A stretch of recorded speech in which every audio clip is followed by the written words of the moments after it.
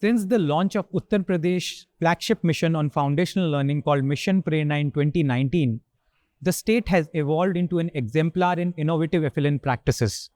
With the launch of central government's NIPUN Bharat Mission in July 2021, UP promptly shifted gears and transformed its mission into NIPUN UP program, aimed at achieving NIPUN proficiency for all students between grades 1 to 3. CSF has been supporting Uttar Pradesh Basic Education Department in various initiatives such as designing teaching learning materials, developing a robust model of professional development for teachers and mentors, and providing critical monitoring support. In order to demonstrate last-mile implementation for any state-led reform, it is important to capture the progress being made at the district level. In December 2022, CSF started instilling this reform philosophy with the state by launching a dedicated district project management unit in Gorakhpur. Over the past 2 years, Gorakhpur, with over 2,100 FLN grade schools and enrollment of over 1.6 lakh students in FLN grades, has emerged as a beacon of progress.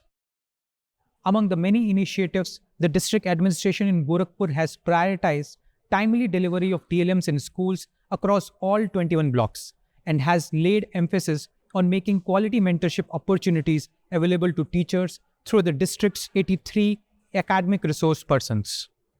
In this episode of our special series of Edge Talks, we look at the initiatives that are driving the NIPUN Bharat Mission in Gorakhpur. It is my pleasure to have with us the Chief Development Officer for Gorakhpur, Sanjay Kumar Meena, to tell us more about these initiatives.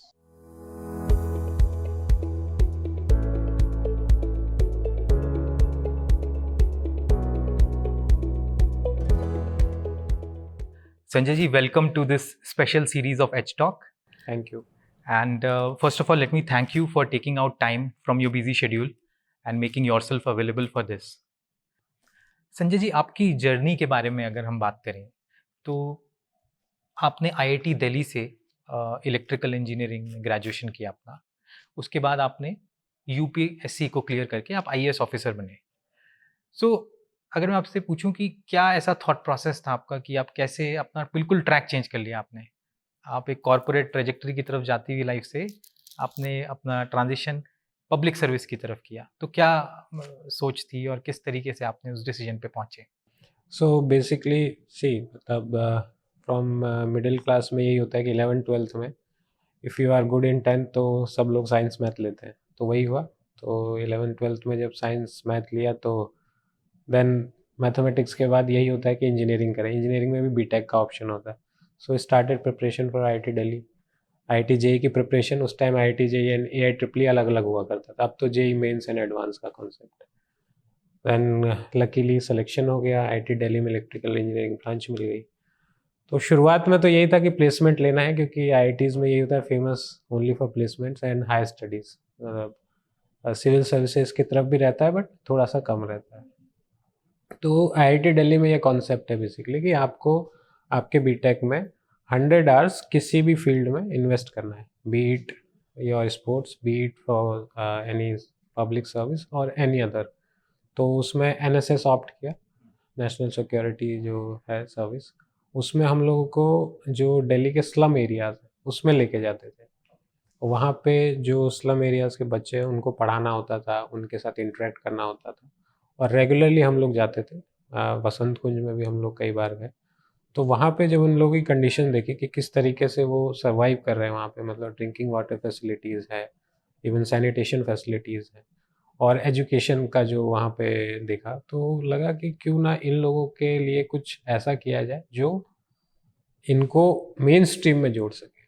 तो फिर वहाँ से ये idea आया कि फिर पता किया कि ऐसी कौन सी सर्विस है, क्योंकि इसके बारे में कोई आइडिया नहीं था, क्योंकि कोई फैमिली में इस तरीके का कोई पर्सन नहीं है. तो जब पता किया तो पता चला कि एक सिविल सर्विसेज एक कॉन्सेप्ट होता है, उसमें आप अलग अलग फील्ड में जा सकते हैं. मतलब सिविल सर्विसेज में बहुत सारी सर्विसेज हैं, IAS है, IPS है, IRS है, तमाम चीज़ें हैं. उसमें आप डाइवर्सिटी जो है इंडियन एडमिनिस्ट्रेटिव सर्विस में बहुत ज़्यादा है. इसमें आप अलग अलग डोमेन में काम कर सकते हैं, अलग अलग फील्ड में काम कर सकते हैं. तो वहाँ से ये आइडिया आया. तो आफ्टर 3rd ईयर, मतलब जब 4th ईयर स्टार्ट हुआ तो फिर प्रिपरेशन मैंने स्टार्ट की. तो ये बेसिकली जर्नी रही है वहाँ से. संजय जी, नेक्स्ट मैं मिशन के बारे में आपसे जानना चाहूँगा, निपुण मिशन के बारे में.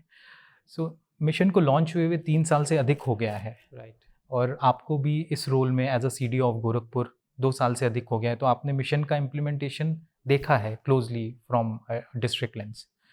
सो आपके नज़रिए से आप बताएं कि आपको ऐसा क्यों लगता है कि ये मिशन ज़रूरी है, और टू ऐड ऑन कि ऐसा ये मिशन क्या कर पाया है जो कि पहले नहीं हो रहा था। सो बेसिकली अगर निपुण की बात करें तो निपुण is national initiative for proficiency with reading in with understanding and numeracy. तो इसका जो मेन गोल है, जो नेशनल एजुकेशन पॉलिसी आई थी 2020, उसके तहत इसको लॉन्च किया गया है। मेन एम इसका ये है कि जो हमारे क्लास 3 के जितने भी बच्चे हैं जो हमारे बेसिक एजुकेशन के अंडर आते हैं, उनके अंदर न्यूमरेसी और रीडिंग की एक बेसिक जो लेवल है वो हम लोग डेवलप कर सकें। तो ये ज़रूरी इसलिए है कि जैसे अगर हम एक एग्जांपल लें कि अगर हम कोई बिल्डिंग कंस्ट्रक्ट करते हैं, लेट्स सपोज, तो हमें उसकी नींव मजबूत बनानी होती है।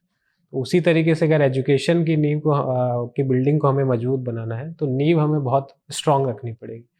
और नींव स्ट्रांग रखने के लिए जो ये हमारा क्लास 1, 2, 3 है, इनके बच्चे को अगर हम लोग बेसिक लेवल तक नहीं ले जा पाएंगे जहाँ पर बाकी लोग हैं, तो फिर कहीं ना कहीं हम लोग पीछे छूट जाएंगे। तो इसलिए बहुत ज़रूरी है कि हम लोग निपुण के जो गोल्स हैं उनको अचीव कर सकें। तो नेक्स्ट मैं ये जानना चाहूँगा कि गोरखपुर में ऐसे हमने कौन से इनिशिएटिव्स या कौन सी ऐसे टेक्निक्स को अप्लाई किया है जिससे कि हमारा निपुण के मिशन का ऑब्जेक्टिव हम मीट कर सकें पिछले 2 साल के आपके टेन्योर में। अगर पॉइंट वाइज बात करें तो निपुण के लिए हमें सबसे पहले ज़रूरी है कि हमारा जो स्कूल का इंफ्रास्ट्रक्चर है वो बहुत अच्छा होना चाहिए। क्योंकि वहाँ बच्चे जा रहे हैं, वहाँ पर अगर बेसिक फैसिलिटीज़ नहीं होंगी तो बच्चों का नो डाउट वहाँ पे इंटरेस्ट थोड़ा सा कम रहेगा, टीचर्स का भी इंटरेस्ट कम रहेगा। तो जो पहला हम लोगों ने इसमें काम किया है वो इंफ्रास्ट्रक्चर डेवलपमेंट। तो उसमें ऑपरेशन कायाकल्प जो है स्टेट ने ऑलरेडी लॉन्च किया हुआ है। उसके तहत जितने भी हमारे स्कूल के अंदर, चाहे वो क्लासरूम हो, चाहे हमारा टॉयलेट हो, चाहे वहाँ पे वाटर फैसिलिटीज़ हो, सैनिटेशन फैसिलिटीज़ हो, उन सब के लिए इसमें काम कराया गया। तो हम लोग ऑलमोस्ट मोर देन 95% काम उसमें कंप्लीट कर चुके हैं। देन जो सबसे इम्पोर्टेंट आता है टीचर्स की ट्रेनिंग। क्योंकि एक बार जब टीचर का रिक्रूटमेंट हो जाता है तो ट्रेनिंग कहीं ना कहीं उनको, जो चेंजिंग इन्वायरमेंट है हम लोगों का, क्योंकि डिजिटल एज है, न्यू एरा है, तो उसके तहत हर लेवल पे हमें ट्रेनिंग कराना बहुत ज़रूरी है। तो उसको हमने टेकअप किया कि रेगुलर हम लोग ट्रेनिंग कराएं, वर्कशॉप्स कराएं, और CSF के साथ मिलके भी हम लोगों ने इस काम को आगे बढ़ाया। देन सबसे इम्पॉर्टेंट है कि उनको रिकॉग्नाइज़ किया जाए। जो अच्छा काम कर रहे हैं, जो FLN में अच्छा काम कर रहे हैं, जो वहाँ पे कुछ नया टेक्निक लेके बच्चों को पढ़ा रहे हैं जिससे बच्चे निपुण हो पा रहे हैं, तो उसको डिस्ट्रिक्ट लेवल पे भी बताया जाए और उनको रिकॉग्नाइज़ किया जाए ताकि बाकी लोग भी उस स्ट्रैटेजी को अपना सकें। सबसे इम्पॉर्टेंट है रेगुलर असेसमेंट, जो क्योंकि जितने भी हमारा गोल है कि हमें निपुण बनाना है फॉर दिस पर्टिकुलर टाइमलाइन, तो रेगुलर असेसमेंट बच्चों का तब तक नहीं होगा, तब तक हम ये कैटेगराइज नहीं कर पाएंगे कि किस बच्चा किस लेवल पे अभी है और उसको किस लेवल का हमें फीडबैक देना है या उसको कहाँ तक देखना पड़ेगा। ये है। उसके बाद है जो हमारा डेटा है। बेसिकली हमारे पास डेटा बहुत है, बट उसकी क्वालिटी को इम्प्रूव करना है कि क्वालिटी, जब हमारे पास क्वालिटी डेटा होगा तभी हम बेटर जो है स्ट्रैटेजी बना पाएंगे। तो ये सारे इनिशिएटिव्स हमने लिए हैं निपुण के तहत। संजय जी, आपने इतने इनिशिएटिव्स बताए गोरखपुर में जो किए हैं, उसमें से अगर हम बोलें कि एक इनिशिएटिव अगर आपसे पूछें कि जिसमें कि सब्सटैंशियल इम्प्रूवमेंट आपको नज़र आया है आपके 2 साल के टेन्योर में, तो वो क्या होगा जो कि हम शेयर करना चाहेंगे? जो सबसे इम्पोर्टेंट आई फील कि जो इम्प्रूविंग द डेटा क्वालिटी, वो बहुत ज़्यादा मतलब इसमें देखने को मिला। डेटा हम लोग ऑलरेडी बहुत सारा कलेक्ट करते हैं, ARPs भी अपना डेटा भरते हैं, BOs भी भरते हैं, टीचर्स भी भरते हैं, लेकिन CSF के साथ मिलके हम लोगों ने, जो CSF की टीम यहाँ काम कर रही है, हर लेवल पे डेटा को क्रॉस वेरीफाई करा है। चाहे वो हमारा इंफ्रास्ट्रक्चर से रिलेटेड हो, असेसमेंट से रिलेटेड हो, यूजेस ऑफ संदर्शिका कार्य पुस्तिका हो, या ARPs के जो वैलिड विजिट्स हैं कि कितना वो टाइम उनको 2 घंटा एटलीस्ट उस पर्टिकुलर स्कूल में देना है, देखना है कि बच्चे किस प्रकार से पढ़ रहे हैं। 1 आवर वो असेस करेंगे, देन 1 आवर वो वहाँ के टीचर्स को आगे की तरफ बताएंगे। तो ये सारे डेटाज जो हैं वो जनरली जब सेल्फ भरते हैं तो हर कोई थोड़ा सा उसको एक्सजरेट करता है, लेकिन रियलिटी तभी पता चलती है जब हम उसका थर्ड पार्टी असेसमेंट कराते हैं। तो CSF के साथ मिलके हम लोगों ने वो कराया, तो हमें रियल पिक्चर पता चले कि हाँ बेसिकली इस पर्टिकुलर स्कूल में या इस पर्टिकुलर ब्लॉक में यूजेस इतना है, हमारा जो ARPs विजिट कर रही है वो इतना है। तो ये देखने को आया कि जो वो फिल कर रहे थे और जो मिल रहा है उसमें स्लाइट वेरिएशन था। तो उसके बेसिस पे हम लोगों ने फिर मॉनिटरिंग स्टार्ट की डिस्ट्रिक्ट टास्क फोर्स में भी और BSA लेवल पे भी कि आप जो एक्चुअल में डेटा उसके बेसिस पे पता है ऐसा क्यों हो रहा है। तो अभी हम लोग जब देख रहे हैं तो जैसे पिछले मंथ का सितंबर टू अक्टूबर काफ़ी इम्प्रूवमेंट हुआ, 6 to 7% हमारे वैलिड विजिट्स में इम्प्रूवमेंट हुआ है, हमारे यूजेस में इम्प्रूवमेंट हुआ है। तो देखा जाए तो ये जो डेटा है इसको अगर हम बेटर अगर कैप्चर करेंगे तो ही हम बेटर स्ट्रेटेजाइज कर पाएंगे। तो ये हम लोगों ने CSF के साथ मिलके किया है। आई एम श्योर इतने इतने सारे इनिशिएटिव्स को इम्प्लीमेंट करने में आपको चैलेंजेस भी बहुत फेस हुए होंगे। Correct. तो कुछ ऐसे चैलेंजेस आप बताएंगे हमारे व्यूवर्स को, और आपने उनको कैसे टैकल करने का अटेम्प्ट किया उसके बारे में भी थोड़ा। जो इनिशिएटिव्स लिए तो जैसे इंफ्रास्ट्रक्चर वाला इशू था, तो उसमें जनरली ये है कि जो हमारे स्कूल्स हैं वो काफ़ी पुराने थे। गोरखपुर में टोटल 2500 स्कूल्स हैं जो बेसिक एजुकेशन के अंडर आते हैं, मतलब क्लास 8 तक के। तो उसमें इंफ्रास्ट्रक्चर इम्प्रूवमेंट के लिए, क्योंकि बजट जो है हमें कंसर्न ग्राम पंचायत से ही लेना था, तो जनरली रिलक्टेंस रहता है ग्राम प्रधान का कि हम स्कूल में कम लगाएंगे, अपने गांव में नाली है, सड़क है, उसको बनाने में लगाएंगे। तो एक तो वो चैलेंज था, प्लस हमारे बहुत सारे स्कूल ऐसे थे जिसमें पूरा एकदम रिनोवेशन की ज़रूरत थी। मतलब एक पैरामीटर नहीं, उसमें बहुत सारे पैरामीटर्स ऐसे थे जो हमें सारे के सारे टेकअप करने थे।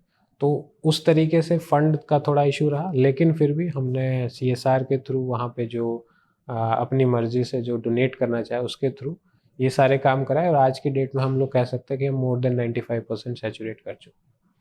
फिर टीचर ट्रेनिंग, क्योंकि हाँ इतने सारे स्कूल हैं, इतने सारे टीचर्स हैं, तो ट्रेनिंग कराने के लिए भी हमें एक मतलब कॉन्सेप्ट चाहिए, पूरा प्लानिंग करनी पड़ेगी पहले से कि किस तरीके से हम उनकी ट्रेनिंग कराएं। तो उसमें भी ये था कि बैचेस बनाने पड़े बहुत ज़्यादा, उसको फेजेस वाइज हम लोगों को करना पड़े। पहले हमने ARP से स्टार्ट किया, ABSS से स्टार्ट किया, देन हम लोग टीचर्स तक उसको लेके गए। सबसे इम्पॉर्टेंट इसमें रहता है कम्युनिटी आउटरीच का, क्योंकि जब तक हम एजुकेशन में सारे स्टेक होल्डर्स को लेके नहीं चलेंगे तब तक वो सफल नहीं हो सकता।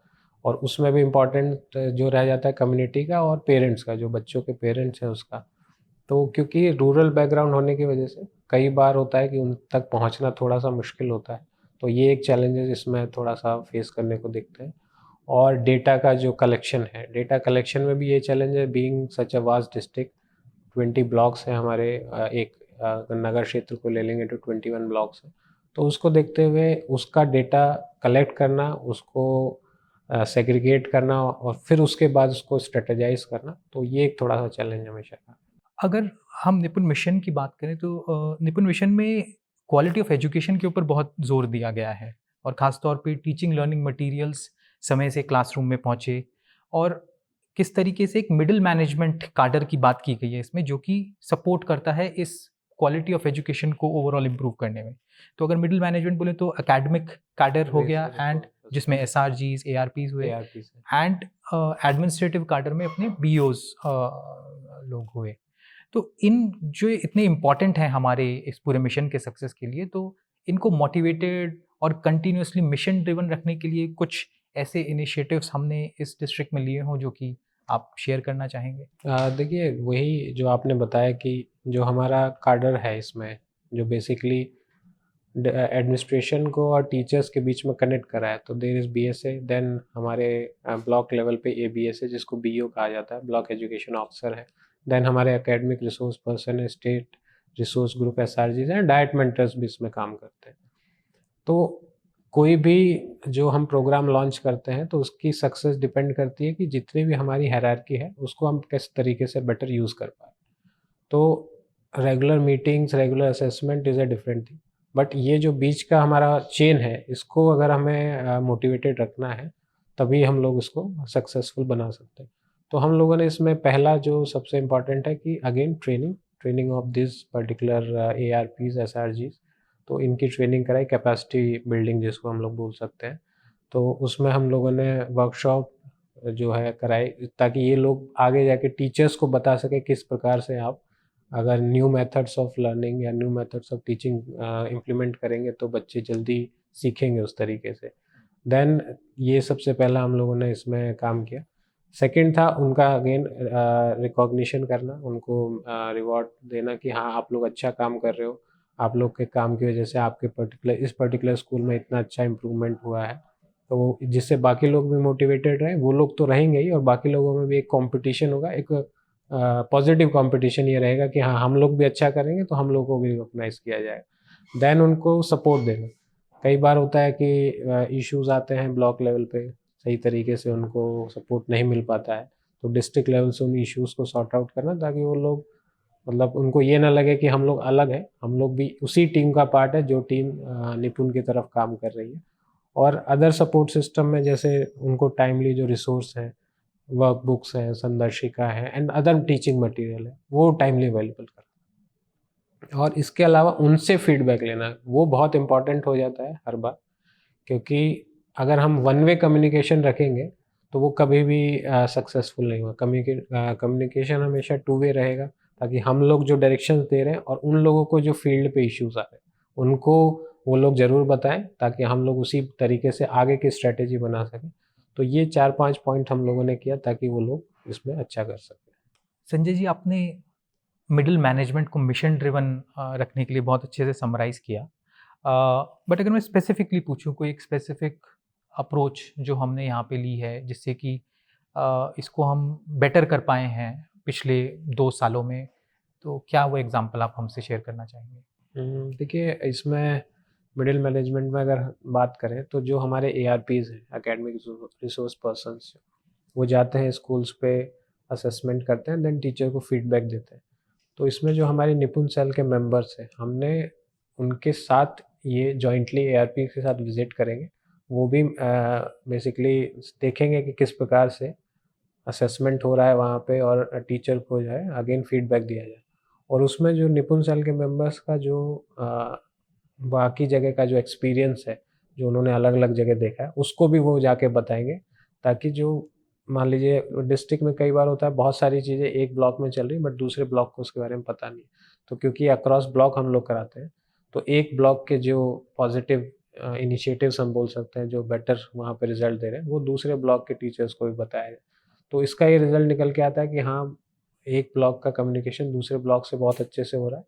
और उसमें जो हमारे निपुण सेल की टीम है, उनकी बॉन्डिंग भी ARP से हो जाती है, ताकि कोई भी कम्युनिकेशन का इशू नहीं रहता। स्टार्टिंग में ये थोड़ा सा रहा था कि थोड़ा सा रेजिस्टेंस था, but once it was started तो अब ये रेजिस्टेंस बहुत कम देखने को मिलता है और वो लोग पॉजिटिवली इस चीज़ को लेते हैं कि हाँ, जो फीडबैक आ रहा है उसके बेसिस पे ही हम लोग आगे स्ट्रेटेजी बनाएं।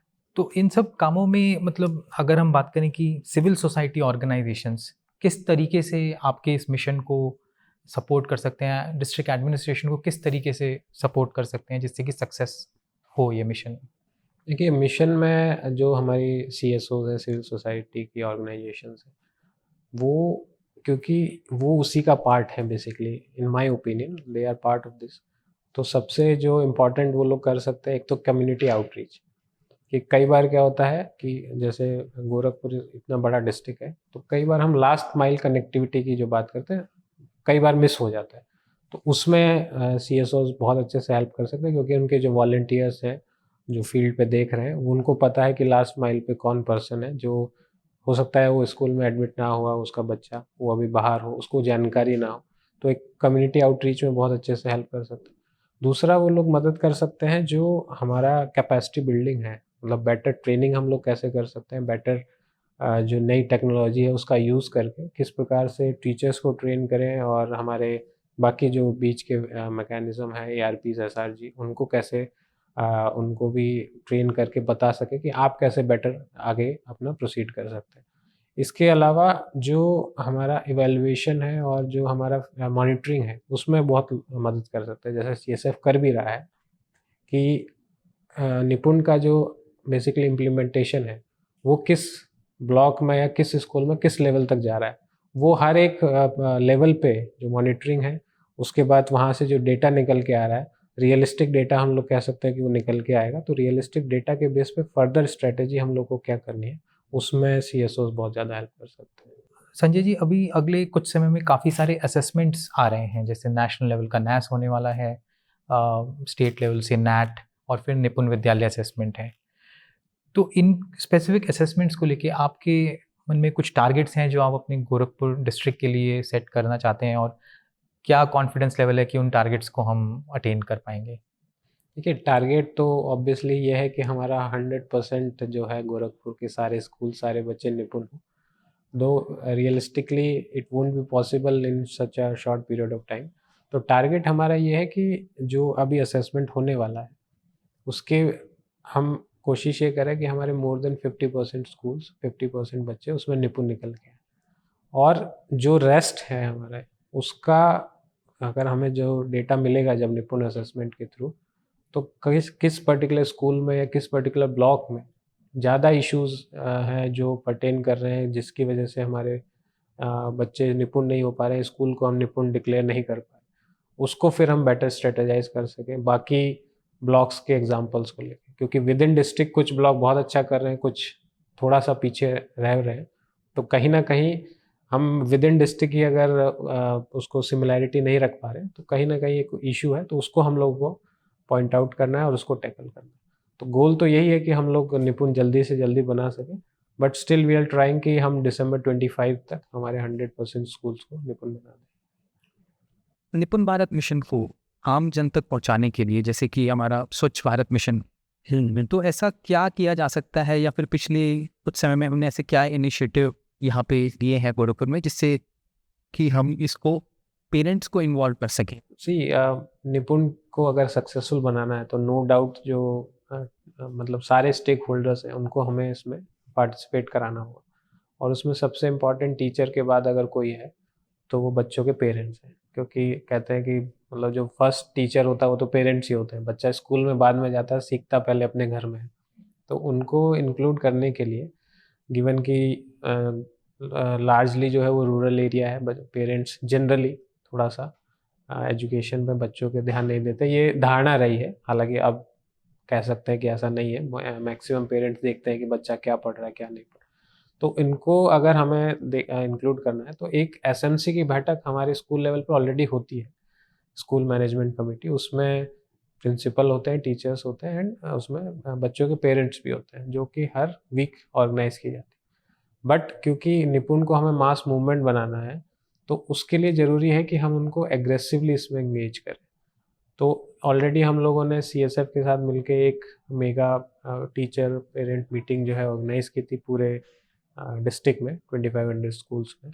उसका मेन एम ये था कि बच्चों के जो है पेरेंट्स आएँ, टीचर वहाँ पे रहें, जो हमारे ऑलरेडी बच्चे निपुण हो चुके हैं या निपुण होने के तरफ अग्रसर हैं, उनको रिकॉग्नाइज़ किया जाए, उनके पेरेंट्स को रिकॉग्नाइज़ किया, ताकि उनको लगे कि हाँ मेरा बच्चा जो है बहुत अच्छा कर रहा है स्कूल में।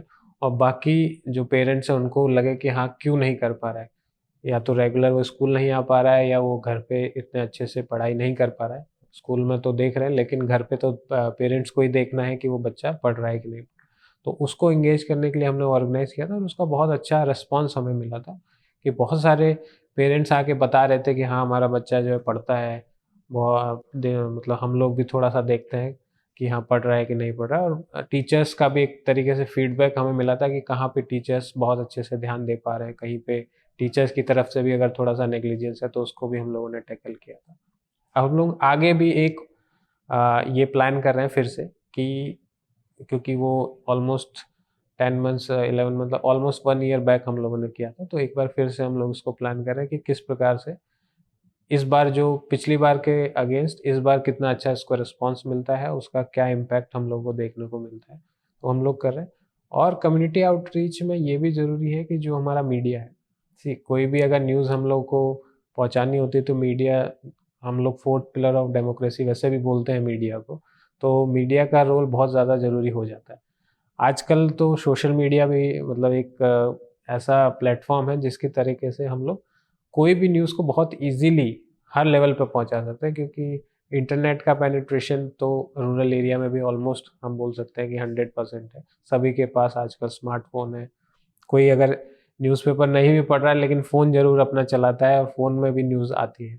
तो मीडिया का इसमें एंगेज करके हम लोग ये कोशिश कर रहे हैं कि जो हम लोग के बेसिकली गोल्स हैं वो पहुँचे, पेरेंट्स तक भी पहुँचे, टीचर्स तक तो जा ही रहे हैं, और आम जन तक भी पहुँचे, ताकि वो लोग भी इसमें अगर उनका कोई सजेशन है, कुछ वो बात कहना चाह रहे हैं, कहीं पे उनको लगता है कि इस स्कूल में ये अगर अच्छे से हो जाएगा तो और बेटर यहाँ पे एजुकेशन प्रोवाइड की जा सकती है, तो उसको भी हम लोग कर रहे हैं। 3 साल से अधिक हो चुका है मिशन को, अब कुछ और टेन्योर बचा है जो कि एंड टारगेट था उसमें। अगले कुछ महीनों में, अगले कुछ क्वार्टर्स में आप किस तरीके से देख रहे हैं कि क्या होगा, किस तरीके से मिशन के इम्प्लीमेंटेशन में और इम्प्रूवमेंट होगा, या what is your overall outlook? And may be जब आप यहाँ से किसी दूसरी टेरिटरी में जाएंगे तो what is it your legacy that you see you leave behind? देखिए निपुण, क्योंकि ये इतना बढ़िया programme already government of India ने लॉन्च किया है कि इसमें सेट पैरामीटर्स हैं, सेट ऑलरेडी चीज़ें हैं, गोल्स डिसाइड किए हुए हैं कि आपको ये गोल अचीव करना है इस पर्टिकुलर क्लास के लिए, class 1, 2, 3 and pre nursery also. तो जो गोल्स हैं वो ऑलरेडी जब सेट हो जाते हैं तो आपको काम करने में एक डायरेक्शन मिल जाती है कि हाँ हमें इस डायरेक्शन पे काम करना है, तो उसी डायरेक्शन में हम लोग काम कर रहे हैं, और हम लोग यही कोशिश कर रहे हैं कि जितना जल्दी से जल्दी हो सके हम उस पर्टिकुलर गोल को अचीव कर लें। और उसी में जो हमारे एडमिनिस्ट्रेशन का जितना भी पूरा बेसिक शिक्षा की टीम है वो उसमें काम कर रही है, CSOs के साथ मिलके हम लोग उसको बहुत अच्छा कर रहे हैं।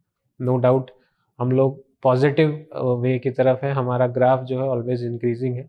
जो इश्यूज़ हम लोगों को आते हैं, जो हम लोग रेगुलर मीटिंग करते हैं, पर मंथ हमारी DTF डिस्ट्रिक्ट टास्क फोर्स की मीटिंग होती है, देन BOHM मीटिंग होती है, BSA के लेवल पे BOs के साथ मीटिंग होती है, उन पे सारे इश्यूज़ को हम लोग देखते हैं और उसके बिहाफ पे हम लोग आगे प्रोसीड करते हैं कि किस तरीके से आगे का हम प्लान बना सकें। और रही बात लेगेसी की, तो ये एक ऐसा प्लेटफॉर्म है जिसमें हम लोग ये कोशिश करते हैं कि जब तक आप उस पर्टिकुलर चेयर पे बैठे हैं तब तक अच्छा करें, और ये कोशिश करें कि आने वाला जो है उसके लिए आप बेटर छोड़ के जाएँ। जिस पोजीशन में आपको चीज़ें मिली थी उससे अच्छी पोजीशन में नेक्स्ट वाले के लिए छोड़ के जाएँ। तो यही कोशिश रहेगी कि जो जब मैंने जॉइन किया था डिस्ट्रिक्ट में तब जो हमारा ग्राफ था, और जब मैं जाऊँ तो उस टाइम पे जो ग्राफ है उसमें काफ़ी अच्छा इम्प्रूवमेंट हो सके। Thank you very much, Sanjay Ji, for taking out time. Again, I'd like to thank you for that and sharing the valuable insights which you have so candidly shared with us. There were few highlights for me which I would also like to recap for my viewers. So you talked about the importance of having good quality data and ensuring that ये data हर level पे review अच्छे तरीके से किया जाए. Second, you talked about the importance of community and the role of parents in making this mission a mass movement. Sanjay ji, आपने ये भी बताया कि टीचर ट्रेनिंग कितना इम्पॉर्टेंट है और समय से सारे ब्लॉक्स सब जगह टीचर ट्रेनिंग कंप्लीट करना with the best of quality. That has been one highlight of your work. Another thing is about the middle management. किस तरीके से निपुण सेल को यूज़ करते हुए आपने क्वालिटी ऑफ सपोर्टिव सुपरविजन जो कि टीचर्स को प्रोवाइड किया उसको इम्प्रूव किया है. It has been really enlightening for us to have you with us on this podcast, and I hope that it will be really helpful for people who are working in districts, for officials who are working in district level positions in driving the mission towards success. Thank you so much, बहुत अच्छा लगा, मतलब आपके साथ interact करके जो हम लोग कर रहे हैं उसको लोगों तक पहुंचाने के लिए. So it was very nice interacting with you. Thank you. Thank you. Do join us again for another exciting episode of our special series looking into the work of the districts. Join us on this journey to see how decisions are being made on ground zero to ensure better access to quality education for all children. Don't forget to leave your thoughts or suggestions in the comment section below. And do like and subscribe to our YouTube page for more such content.